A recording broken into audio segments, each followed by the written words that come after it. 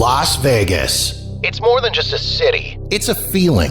It's that feeling of excitement when you spot the lights of the strip out the airplane window. It's that feeling of awe as you stroll down the boulevard, taking in the sights and sounds. And it's that feeling of satisfaction, knowing that you're in the greatest city in the world. Over 42 million people from around the world share that feeling every year. And I'm one of them.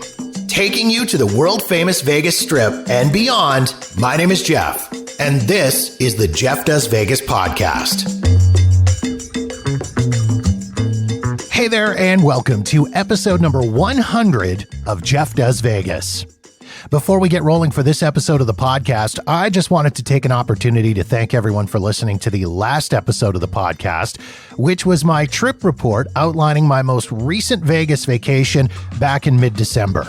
I did reviews on my hotel experience at the Cosmo, the restaurants my wife and I checked out, and the shows we took in.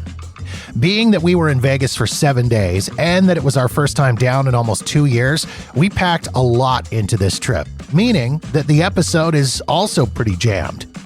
If you haven't had a chance to listen as of yet, jump into the archives at jeffdoesvegas.com or search out episode number 99, the December Trip Report, on Apple Podcasts, Spotify, or wherever you get your podcasts. All right, here we go. On to the show.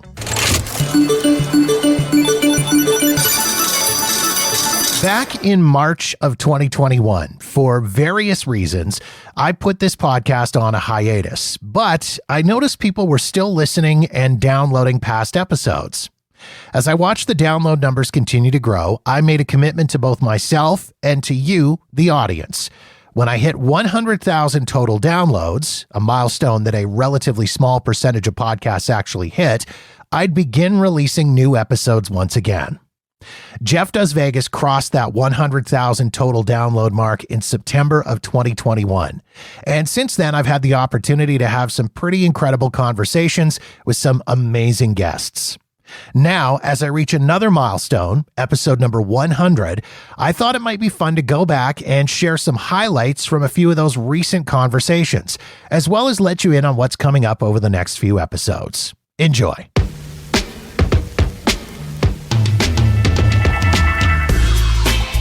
We begin with my conversation with Jonathan Jossel, the CEO of the Plaza Hotel and Casino in downtown Las Vegas. 2021 marked the 50th anniversary of the Plaza, the property having opened on July 1st, 1971. Something I'd noticed as of late, both in recent trips to Vegas and on social media, was an increase in interest in downtown Las Vegas. I wanted to get Jonathan's take on what he thought was behind that uptick. It's everything that we've been working towards. There's definitely been a shift. I don't even know if it's since the pandemic. I think we saw it happening before the pandemic. Downtown was the fastest growing gaming submarket in the state. So it's definitely been happening. I think the pandemic maybe has helped a little bit because downtown rebounded quicker and that we opened up quicker. A lot more amenities happened. Of course, Circa came to the market, which is the first ground-up casino downtown, which helped all of us downtown. But I think really what's happened is that, to me, downtown was always a destination. You saw that in the numbers coming to Fremont Street Experience. The problem was I think people would come down here from the Strip and say, gee, I saw the light show, now what? But now you got nice restaurants, you got great steakhouses, you got great restaurants, and not just on Fremont Street Experience, but further down, you got great bars in the Arts District, in East Fremont. You got 4 new pools in the last few years. You've got new hotel rooms. You know, we've all reinvested in our properties. So now people can come downtown and say, gee, I can look at the light show and the history and the old lights and the neon, but also I can stay downtown, I can eat downtown, I can drink downtown, there's shows. There's so much happening in downtown every weekend that wasn't originally happening. So you've got so many more reasons for people to stay and play downtown versus before it was just, oh, we'll visit it for a day, but then we're going back to the Strip. And then when you finally add in the fact that there's nice amenities and better offerings, of course, value comes into question. And the value downtown is a better value, whether it's the cost of a drink, whether it's the cost of your meal, whether it's the cost of your hotel room, or your gambling odds. I don't know that you're getting single zero roulette on the Strip anymore. I don't know that you're getting 3-2 blackjack, 10 times odds on craps. You might at a couple of places, but for the most part, people that want a good gamble, they know that that's not happening as much on the strip anymore as it is down here. And that's something that we embrace. Other than that shift to more interest in downtown Las Vegas, what are some of the other big changes that you've seen in the city over the last several years and the time that you have been living in Vegas and working in Vegas? Yeah, I mean, the biggest thing that I've seen, obviously, in the last few years has been the introduction of sports to our town. You know, we never had sports prior. Now you got the Golden Knights, you got the Raiders, you got the Las Vegas Lights, you got the Aces, you got the Aviators. UFC's always been down here in town as an exclusive thing for us. So, I mean, now you've got a real sports, I think, and NASCAR is a big one. That wasn't there a few years ago. And then what I'm most excited for downtown is this idea that people are starting to live downtown. You know, when I met with some of the other operators off the strip, whether it's like the South Point, for example, they do great because they have a local business during the week. Downtown really hasn't had that because there was no one living down here. I shouldn't say no one, but there wasn't critical mass downtown. But to the west of the plaza, there's just been built 800 apartments. So once those get occupied, you're going to have a lot more people living downtown. There's more apartment buildings being built all around us. And to me, I think, you know, as a city, it's just exploding in terms of population growth. But to see more people living downtown will be a really interesting dynamic for all of us casinos and hotels as to how that impacts our day-to-day business. And I know from my own experience in traveling to Vegas and having friends that live there, downtown was always kind of the big locals hangout. So if now all of a sudden you've got an even bigger population base of people living downtown, I mean, that's excellent for you guys as independent operators downtown, and that now you've got an even bigger group of people who will be spending a lot more time in downtown Las Vegas. Yeah, exactly. And the ones that were visiting, you know, they were coming for a night out to walk the street, but I'm talking about people coming on a daily basis, whether it's for lunch, for dinner, playing bingo.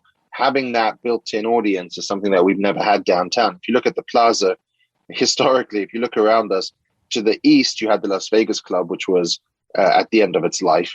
And then you had to the south, the Greyhound bus terminal, and to the west, you had a dirt lot. And you fast forward 10 years, the Las Vegas Club's gone and been replaced by Circa. The Greyhound bus station's gone and about to be replaced by something else. And to the west, the dirt lot's been developed into 800 apartment buildings.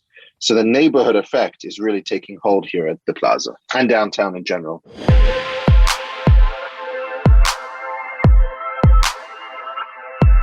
I love having other Vegas content creators on the podcast. It's always fun talking to people who are as equally passionate about Las Vegas as I am, or sometimes even more so. I was lucky enough to have a conversation with Jordan and Ashton, the creators of the YouTube channel Show Me Vegas.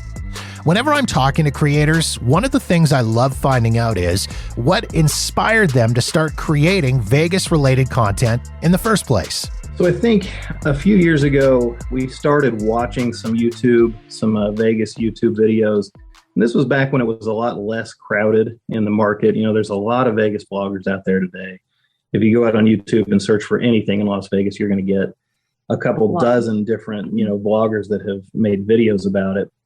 But at the time, there were very few. And one of them was living in Las Vegas, and they just did a lot of live streams. They just walk around and talk about the property and just walk through the casinos.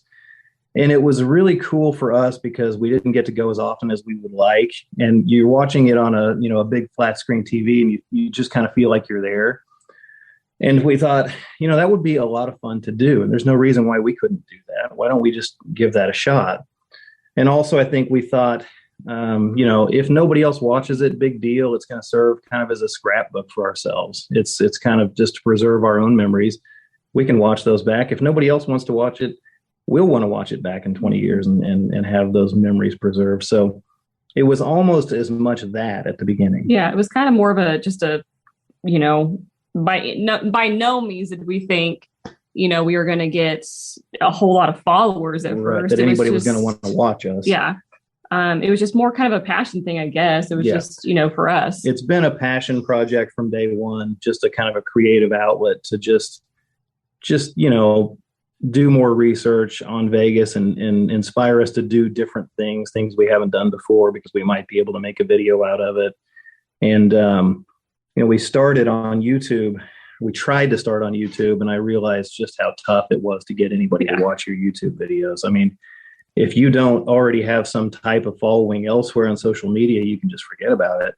And so we kind of drove us to Facebook, and we created our Facebook page. And that grew. And that grew mostly with friends and family at the beginning. And then after a few trips, it kind of took off a little bit, and we got up to a few thousand followers on there. And then that's when we turned our attention back to YouTube, because at that point, YouTube had become a really big deal.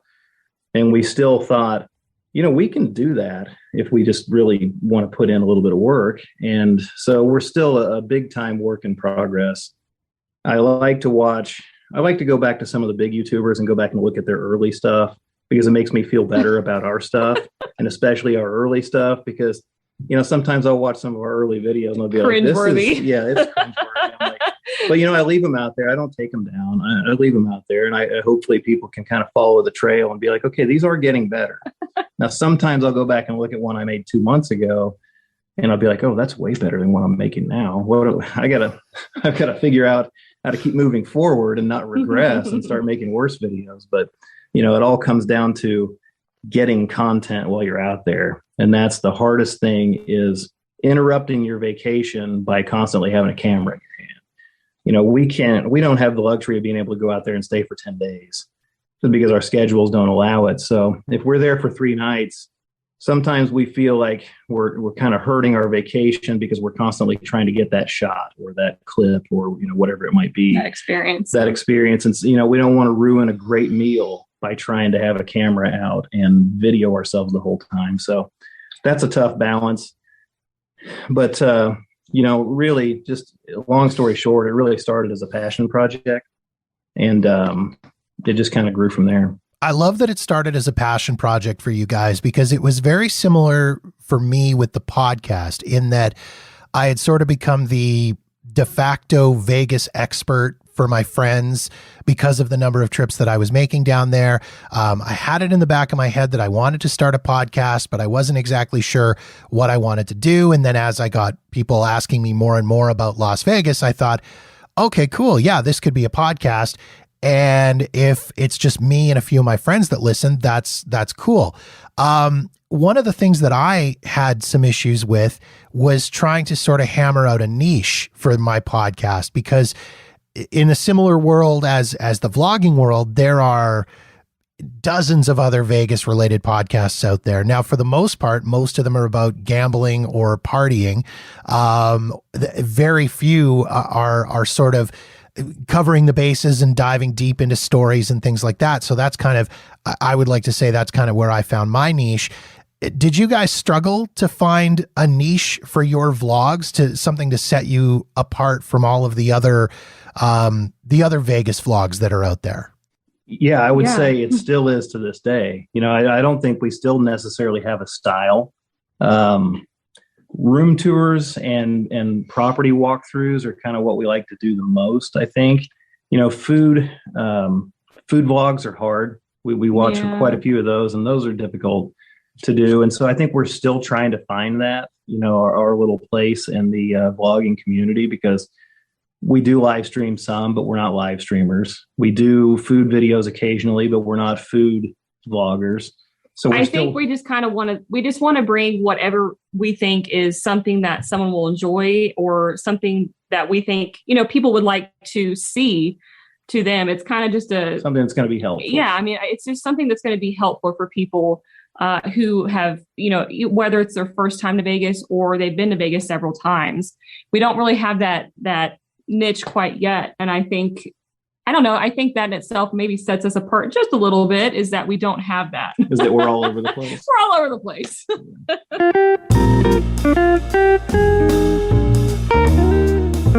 Sam Novak is the creator of the blog Vegas Unfiltered, and has become known around Las Vegas as the guy who's not scared to share his opinion. Sam was someone I'd been wanting to get on the podcast for a long time, but our schedules just never clicked. I was finally able to connect with him and have him on the show. One of the things I wanted to know was what inspired him to create Vegas Unfiltered and share such honesty.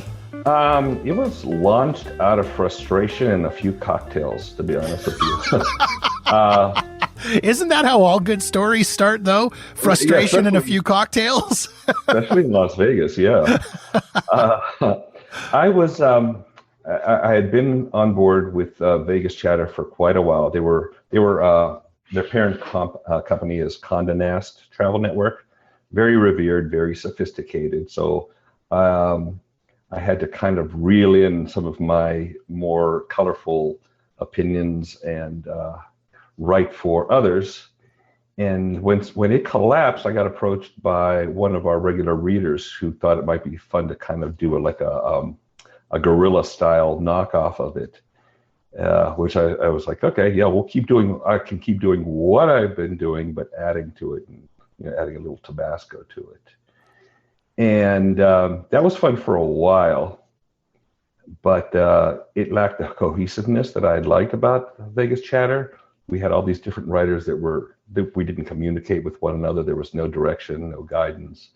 And I kind of got frustrated with that. So I was looking for another website where I could still give my unfiltered opinions without feeling like I was floating in a sea of nonsense. I got a few different editors who would ask me to come on board. And I always told them, make sure you know exactly how I flow before you offer me anything. And, oh, yeah, we know you. We've read your stuff. Mm-hmm. No, they didn't. I signed on for this one website after I left the second one. And wrote one very fluffy article just to introduce myself. And it was mostly with a senior readership from what I could tell. And after that first one, I presented 3 more that were more in my own personal style. And every one of them was, oh no, we can't publish this. This is negative. I'm like, it's not negative, it's honest. It's a bad show, it's a bad restaurant. And the response was, well, we exist to draw people here. And I wasn't on board for that. I was like, you promised I could write whatever I wanted without any constraints, and you're not keeping that promise, so I'm out of here. At the time that my third article, the third refused article came through in an email, I was sitting at the Tropicana at the lounge there in the casino with 2 people that were about to launch a show there. One was the MC and the other was a financier and producer. And we're getting a little tipsy and having a great time, and they're telling me all about their plans for this show.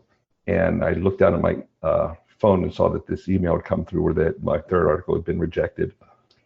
And I slammed down my glass, excused myself. I said, I'm sorry, I've got to go back to my hotel. Went back to my room, registered the Vegas Unfiltered domain name, took those 3 articles that had been tossed, published them out immediately, and just kept running with it from there. That's amazing. I love that. And one of the things that I love about your blog, as I said, I'm a huge fan of Vegas Unfiltered because of your honesty. I don't want to say you don't care, because obviously you do care, but what you don't care about is, or what it at least seems that you don't care about, is upsetting the big corporations or the big show producers.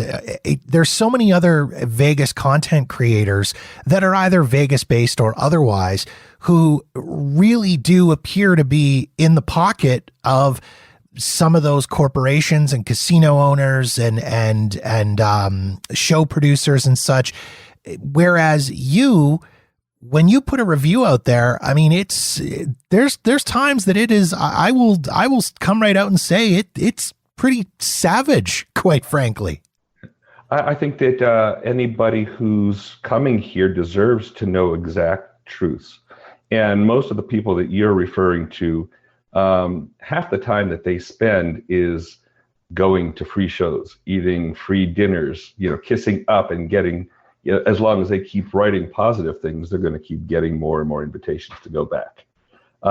That's buying a good review. And I never felt there was a need to do that. Somebody sends me an invitation, of course I'm going to take it, but they need to know what they're going to get into if they've invited me, because if the show sucks, I'm going to say so. Actually had to face that just last month, where I was invited to a show. It was an existing show that had moved to a different location. And while I was sitting there waiting for the show to begin, I looked down at my emails, and the PR person, one of the PR reps for the company that was representing the show, emailed me saying, "Oh, I see that you're at our show. We want to send over some cocktails to you." And I waited till after the show was over before I responded. I can buy my own cocktails, thank you very much. And the show was just as awful as it ever was. And I did write back saying, "Thank you for the offer, but the show still sucks. I'm not going to say anything nice about it. And keep me in mind when you open up a better show." And they had their big official opening party just, I think, 2 weekends ago. And oddly enough, I wasn't on the invitation list.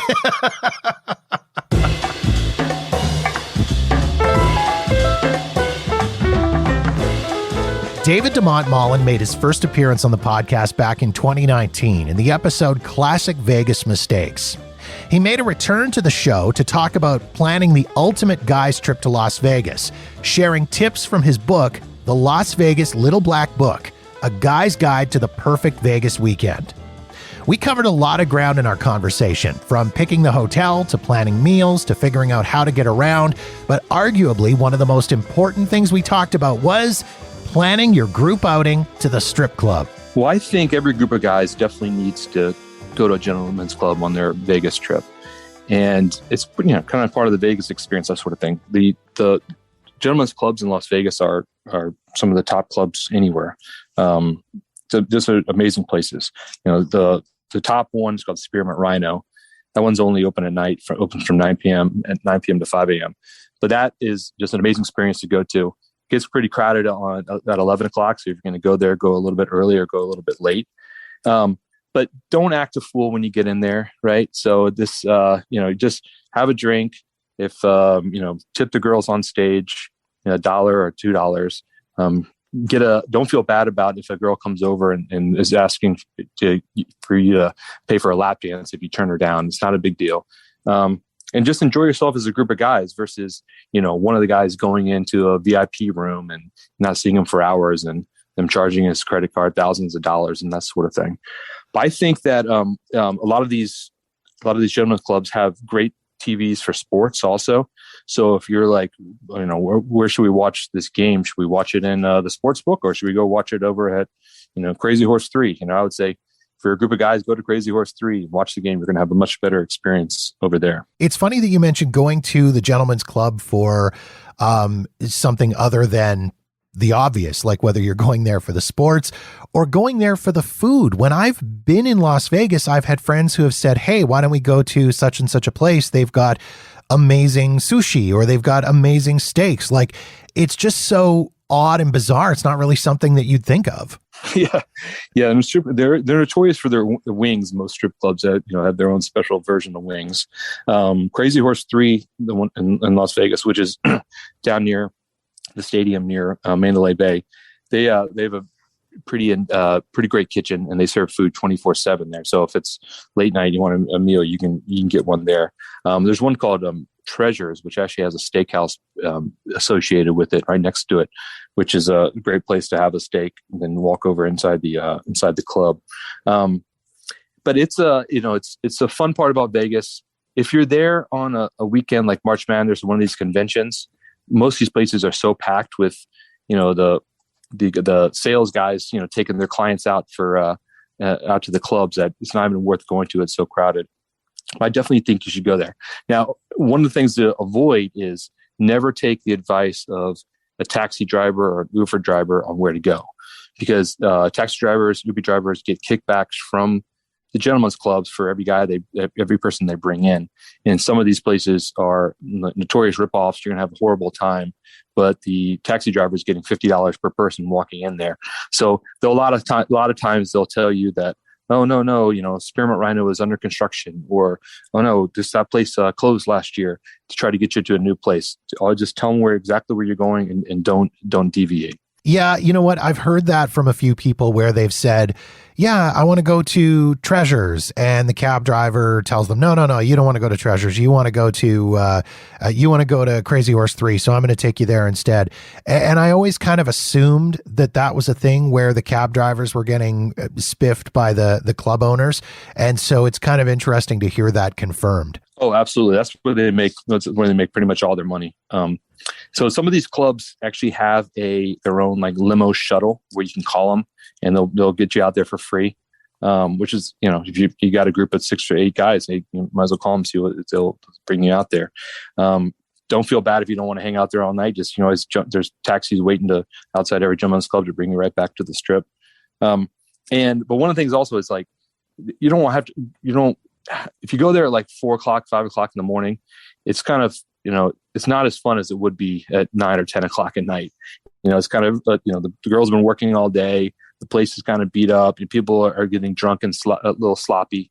So I would say, if it's 4 a.m. in the morning and one of your buddies is saying, hey, let's go to the gentleman's club, try to convince them just to, let's get a drink downstairs at the center bar, or let's play some more blackjack, versus making that trip out there.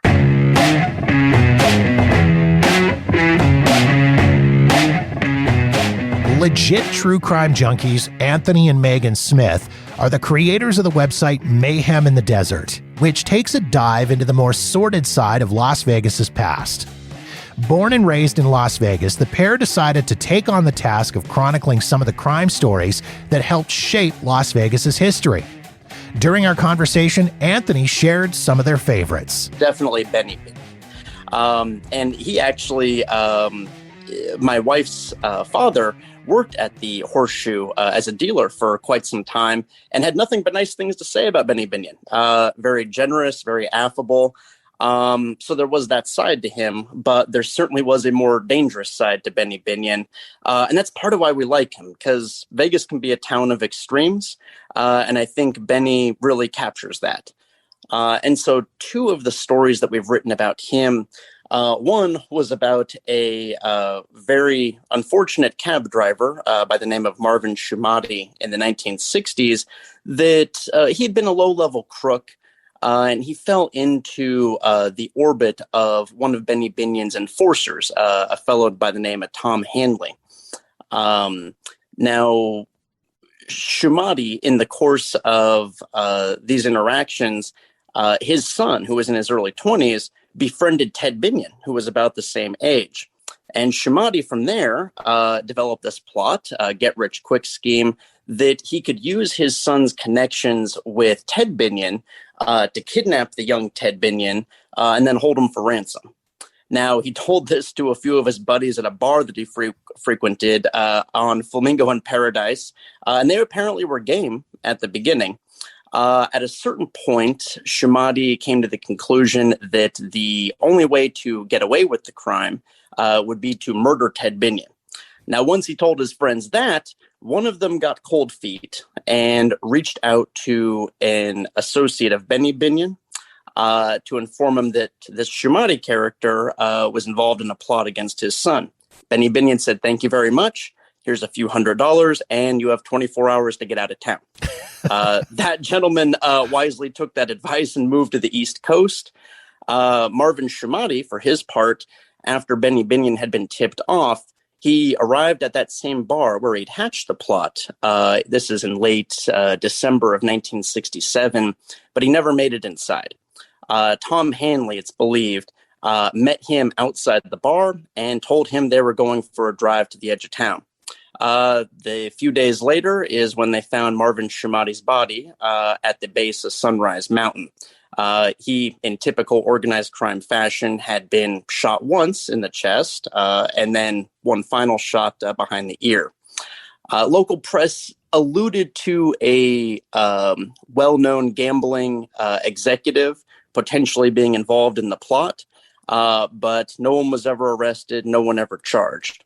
Another fascinating story with Benny Binion involved the first resident FBI agent in Las Vegas, a gentleman by the name of Bill Coulthard.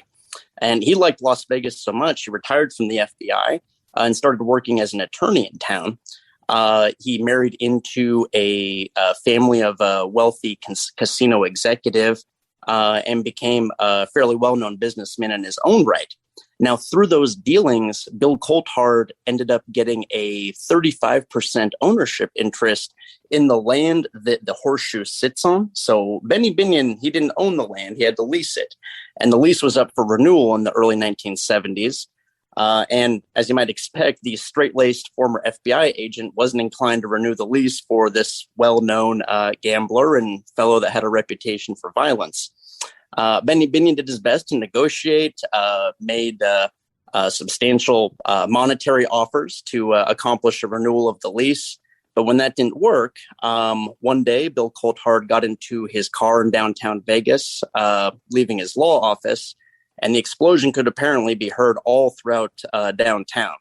It killed Mr. Coulthard instantly.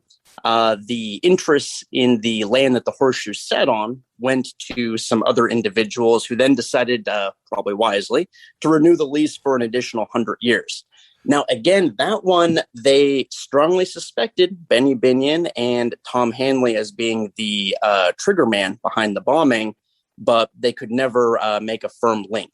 And I'm guessing that, as you said earlier, anybody that would have been involved was not willing to make that firm link either. No, they weren't. Well, and Vegas is a town of characters, as you might know. And the lead detective on the case was named Beecher Zavant. Whenever he would see Tom Hanley around town, he would yell at him from across the street, even, "I'm going to put you away for the Coulthard killing."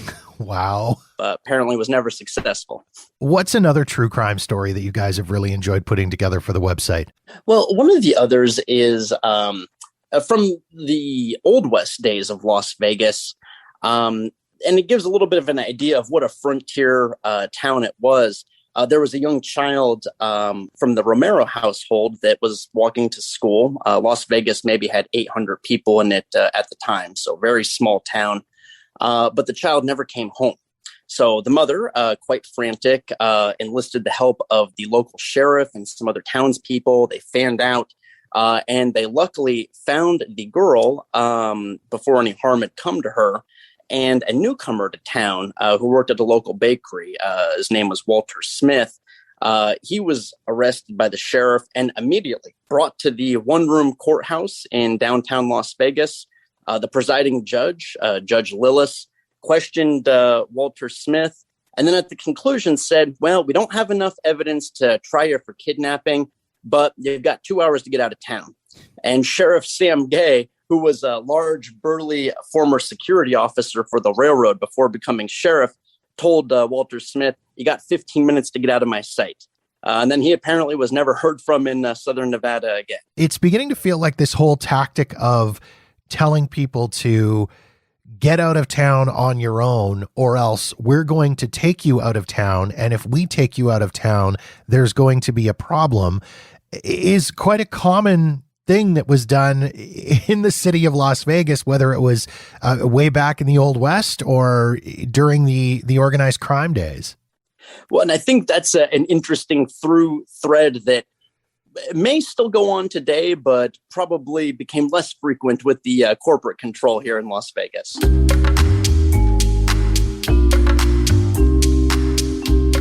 Below the glitz and glamour of the Vegas Strip lies a massive network of underground tunnels. Originally designed to channel flash flood waters away from the big casinos and resorts, these tunnels have become a living space for hundreds, if not thousands, of homeless people in the city of Las Vegas. Author Matthew O'Brien is intimately familiar with those tunnels and their residents, having written multiple books on the subject and founding the charity Shine a Light, a program that helps people living in the tunnels.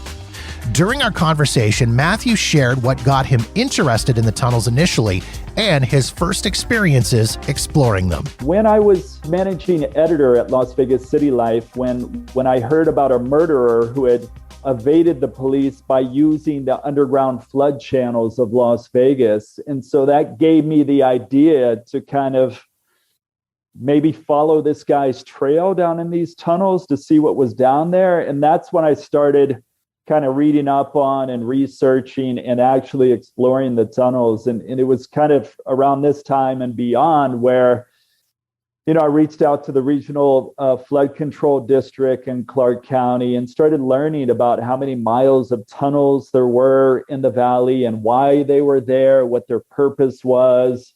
So now I believe you have about 600 miles of flood channels in Las Vegas, almost half of which are underground. These are only for when it rains. They're not used for sewage or for anything else. When it rains, we get heavy floods in Las Vegas. And these tunnels here are there basically to protect the casinos and their property and not to interfere with tourism too much, or at least that's why they were built initially. But as you probably know, Vegas is a very dry city most of the year. These tunnels are not wet, and so what you have are people moving from outside being homeless, where it's hot or it's cold or it's windy or you're harassed by the police or business owners, to, as I discovered when I started researching this on my own, to living down in these underground flood channels permanently. And so then what was your first experience going down into the tunnels then? I mean, it had to have been mildly terrifying in that you don't really 100% know what you're walking into down there. When I was editor of City Life and I read about this murderer who would use the underground flood channels, I reached out to a freelancer, a guy named Josh Ellis, to see, he was kind of a renegade, Hunter S. Thompson type freelance, first person perspective writer, to see if he had any interest in exploring these. And he did. And I followed up with him a few weeks later, and he told me that he had walked one of these tunnels with a photographer friend, and it was wet, even though it wasn't raining out, and there were crawfish, and he looked up in the manholes, and there were spider webs, and some of the manholes had clothing and possessions hanging down from them. And they didn't encounter anyone in this tunnel, but it was enough for me to say, well, when are you going to go into another one? And Josh didn't have a car at the time, so I offered to pick him up that weekend to drive him around to a few tunnels. And of course, I ended up kind of going in with him, and we started working on the story together at that point. But I mean, it's terrifying, especially then.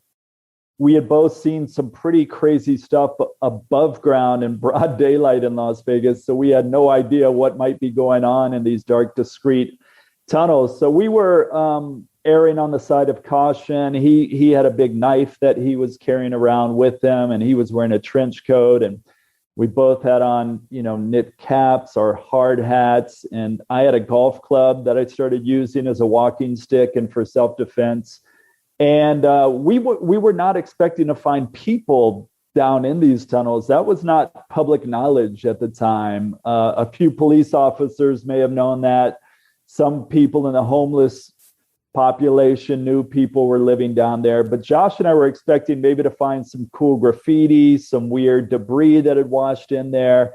So when we stumbled upon the first homeless camp down there, we were in shock. And I'm sure as shocked as you were to come across a homeless encampment in the tunnels, the people that you encountered there must have been just as surprised as you were, and maybe even a little bit terrified in that, I mean, all of the sudden, two complete and total strangers have wandered into what is essentially their home. Sadly, City Life newspaper is not around anymore, but the two cover stories that Josh and I co-wrote have been collected in my second book, My Week of the Blue Angel, kind of reworked, expanded, and published in there. So a lot of this information is in that book there. But we were horrified, and the people who were in and saw us coming in, we're both big guys, Josh and I, and we were armed as I described, and they're not used to people that they don't know coming down in these tunnels. So Josh and I were really on edge. They were really on edge. But what we were able to do is just say, hey, we're journalists curious about these tunnels. Can we cut through? Do you need anything? You need water? Can we help you? And kind of engage these people in conversations. For the original articles, we didn't really go in depth with the conversations. It was pretty surface level. But the people were wary, a little apprehensive, and Josh and I were just kind of terrified of the whole situation, to be honest. Yeah. My first experience with Vegas musician David Perico came in the summer of 2017 when a random stranger suggested that my wife and I go check out his band, Hop Strings Orchestra, at Cleopatra's Barge in Caesar's Palace. We were absolutely blown away. This was a 14-piece orchestra featuring Vegas musicians who routinely perform with the likes of Celine Dion, Beyonce, Rod Stewart, Shania Twain, and Diana Ross, who were putting a new twist on our favorite pop and rock hits. This past year, David signed a deal with the Las Vegas Raiders to become the NFL team's official house band. David joined me on the podcast, and we talked about what it was like landing that gig. It's pretty amazing. I mean, after 18 months off and coming out of, 18 months of not playing to, when I knew the Barge wasn't going to open again, this was our next gig. Mm-hmm. This is our new residency, basically. It's and I expanded. It's basically pop strings, which I expanded. I added 2 more singers and 3 more horns, so it's 19 total. And it was a process to audition. There were other bands that were considered and a lot of other scenarios, and we definitely had to prove that we can do it because it's TV. Mm-hmm. It's basically TV. So not only do we have to play, but from my point of, music directing, everything is in-ear monitors. So they're calling the game. Okay, give me 20 seconds here, 25, give me 30, 40, 50, 2 minutes, 1 minute. So you've got to be like precision. And we went through three audition processes, and they finally narrowed it down to us, which I'm honored. What was that feeling like the first time walking out into a 65,000 fans at Allegiant Stadium and being able to be there and go, hey, we're here? That's got to be just an incredible feeling. Yeah. I mean, it is an amazing feeling. And it's a feeling of validation too. And I'll say this, I mean, that the Raiders, Mark Davis, the owner, this all stems from him. And the Raiders had a tradition since the late 60s of a band playing. It was Del Courtney Big Band in Oakland. And then in the days in LA, they've always had a band playing, but they didn't really brand it. It was just always music.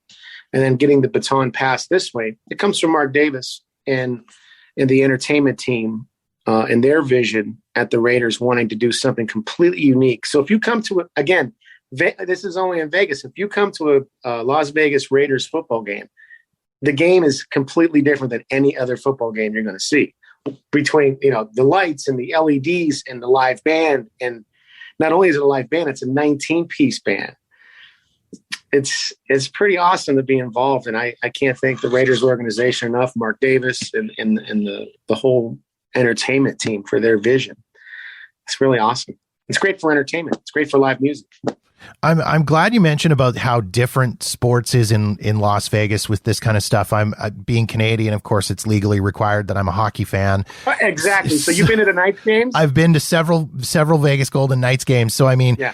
I get it, and it's insane. It's amazing, and to try to describe the experience to people when you come back home and they say, "So you went to the game? How was it?" And you just say like, I don't even know how to describe it. I mean, the sound in the building is incredible, and the intermission entertainment is Cirque du Soleil and the Blue Man Group, as opposed to when you go to a Calgary Flames game here, it's human bowling and little kids playing hockey during the intermission. So, I mean, it's it's not even a comparable experience. And so, I mean, again, it's so uniquely Vegas to have, as you say, this massive strings band playing during the game. It's so uniquely Vegas. Yeah. And their vision too, like this lot was to have guest headlining entertainers sit in with the band. So this last Sunday, Sammy Hagar and Richie McDonald from Lone Stars sang with the band. And the halftime show was Sammy Hagar. We did 2 songs, which I arranged for. And it was insane. It was crazy. It was so much fun. Sammy was great. It just rocked. I mean, 65,000 people going crazy. It's too bad the Raiders are scuffling a little bit right now. Right. But we're doing our part. We're trying to do our part. I mean, that's got to be nuts when you get that phone call from the Raiders people going, so David, this week you're going to be performing with Sammy Hagar. I mean, is that how the call goes? Yeah, it is. And here's what he wants to sing. So they send me the music, and then I have to transcribe it and then arrange it for the 5 horns, the 4 singers, the 6 strings, and the rhythm section in like 48 hours. Wow.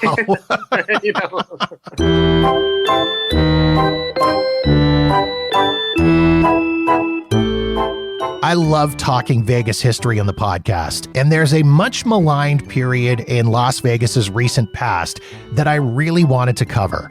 The so-called family-friendly era of the 1990s. This was a time of castle-shaped hotels, pirate battles on the Strip, and full-blown amusement parks. Las Vegas was making absolutely no secrets about who they were trying to attract at that time. David G. Schwartz is a professor at UNLV, an author, and a Las Vegas historian. I've had David on the show previously, and this time around, I wanted to dive into this time period and find out what predicated the push to bring families to the city. It was a series of things. First of all, you had that recession, like 78 to 82. There was that bad recession in the US and many other parts of the world that wiped out the Vegas business model as it was, which was more dependent on high rollers, more dependent on serious gamblers. So, and if you look at the numbers, you can see the bad gaming debts spiked. They went up really high. So they just weren't getting the money from that. People believed, okay, to reinvent Las Vegas, we have to shift from this high roller model to a more mass market retail model. And Circus under Bill Bennett was really poised to do that. And that's why Circus became in the 80s the most profitable casino company in the world, because again, they don't have a lot of money, but there's a lot of them, a lot of low rollers. And the other casinos also started to pivot towards this. It's kind of interesting. In 1979, Circus opens up their RV park, and Caesar's Palace opens up the Fantasy Tower, which I think is Nobu now. I used to know this. I might be wrong in that. I believe it's now Nobu, but they opened that up. And that was geared as this, lavish high roller amenities. Which company did better? Circus. Everybody else in the Strip took notice of that. And if you look at the 80s, you can see quarter slot machines are becoming the dominant denomination. And really, the table games are starting to recede even on the Strip. The Strip is becoming a little bit more like downtown. So that kind of was the base for it. You start seeing that around like 83, 84. By 85, it's pretty much in full swing. 89, Steve Wynn gets the idea for the Mirage. And the idea for that, as you can see in the prospectus, as you can see in the media materials when it opened, was this is a resort for affluent young families. Affluent people with families will come here. This is the first casino in Vegas that is a hotel with a casino attached, not a casino with a hotel attached. And the idea, even for Mirage, again, according to the prospectus, is that this would attract this group of people who hadn't come to Vegas, which were wealthy people who had kids. That was the original plan. It was taking that mass market, something that was called the Burger King revolution, where basically they put a Burger King in the Riviera, which was the first fast food restaurant, in a casino. And the idea like, hey, if you want to attract people in this generation, you've got to give them something familiar. You've got to appeal to these people who aren't high rollers. So yeah, Burger King is in. Bacchanal is out. I had read something about that whole Burger King model and the whole idea of putting a Burger King in the Riviera and making it an attraction. And it always seemed a little bit odd to me that was a thing. But I mean, realistically, that still goes today. There is that giant Taco Bell, the Taco Bell Cantina, right on the Strip that's a part of the Planet Hollywood and Miracle Mile complex there that is constantly busy. And I'm always seeing stuff on social media about it with people getting married there and posting videos, TikToks and Instagram and such from there. And so I guess, I mean, they're still doing it to this day. Yeah. And like I've heard, I don't know if it's true, but I've heard that the In-N-Out is the most profitable In-N-Out in the country. I've heard that the Denny's and one of the Denny's in the Strip is the most profitable Denny's. And the guy at the Riviera who got the idea to do that, Jeff Silver, told me that he saw from his window, he could see Circus Circus, and he could see people walking past Circus Circus and their $1.99 buffet and going to McDonald's. And he just got the idea, hey, people want that familiarity. And it's also possible that they'd already eaten at the Circus Circus buffet, and that was why they were going past it. But, the idea was a sound one, which is that people, even if they come to Vegas, want something familiar. And yeah, a lot of people say, well, why would you go to Denny's if you're in Vegas? Not everybody's a foodie. So not everybody wants that unique experience, and they just want something to eat. They know what it is. They move on. So after Steve Wynn opens up the Mirage in the late 80s, and as you said, he opened that with the intention of trying to attract affluent people with their families, you see this influx and opening of resorts that are maybe a little bit more blatantly family friendly and a little more budget conscious. I'm thinking of the Excalibur and Luxor and the second incarnation of the MGM Grand with its amusement park and Treasure Island. Yeah. So Mirage, families were one level. It was also very much into high rollers and traditional gamblers. They hosted boxing, but a lot of it was building that, filling a 3,000 room resort. You need to have a lot of people, and families were one of the group, of course, business travelers too. Excalibur, which Circus Circus developed, was really an extension of Circus Circus, and that idea saying, hey, we give people the Circus Circus idea of give them a cheap room. There's a lot of them. Add on to that this theming element of Old England, medieval England, and making it even more family friendly for people. So I think you have that. Luxor, of course, did evolve a lot. Originally, that was supposed to be their answer to Mirage, but there was a lot of changes, and eventually they, that property obviously has pivoted a lot. But I think, I remember most fondly the version with the canals and the animatronic camels and all that. So you had that, and of course, Treasure Island is a big one, which is basically Steve Wynn had the kind of GM model for giving people stuff at every price point.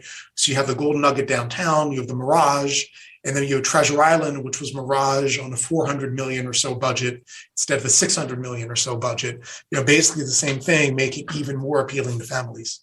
And some of these resorts really did try to go the extra mile to bring families in, didn't they? You mentioned Luxor having the Nile River ride and the animatronic camels. Excalibur was probably the be all and end all of that, between just the fact that they were shaped like a giant castle. They also had the Merlin the Magician and the big dragon show out front with the fire breathing dragon and all of that going on, which again was obviously intended to bring those families in and give them a little piece of Vegas. Yeah, and again, the idea was, it's not a dumb idea. There's a lot of people with kids. If you want to expand Vegas from being a 20 million person a year market to a 40 million year person visitor market, it would help to have something for kids to do. So it was not a bad idea.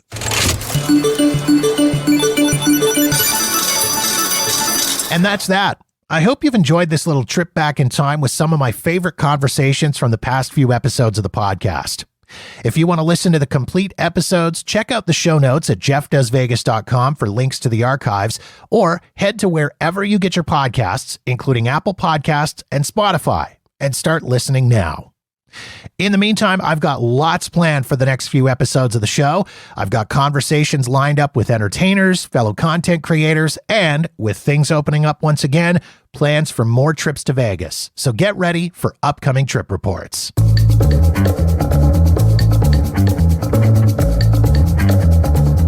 And that wraps up another episode of the Jeff Does Vegas podcast. If you've got feedback on this episode of the show, or any other episode for that matter, or you've got suggestions and ideas for topics you'd like me to cover on the podcast, please feel free to reach out to me via Facebook, Twitter, or Instagram at Jeff Does Vegas, or drop me an email directly at jeff@jeffdoesvegas.com. In the meantime, thank you so much for checking out the show. Be sure to follow us wherever you get your podcasts so you'll know the moment new episodes are available.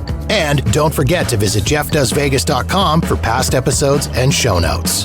The Jeff Does Vegas podcast is a Walker New Media production.